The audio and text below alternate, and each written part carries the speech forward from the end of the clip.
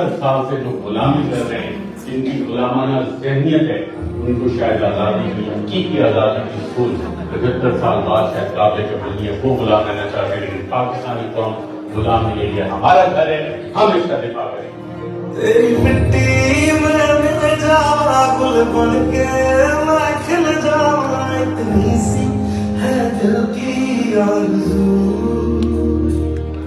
तेरी नदियों में बह जावा, तेरे खेतों में लहरा, इतनी सी है दिल की आरज़ू।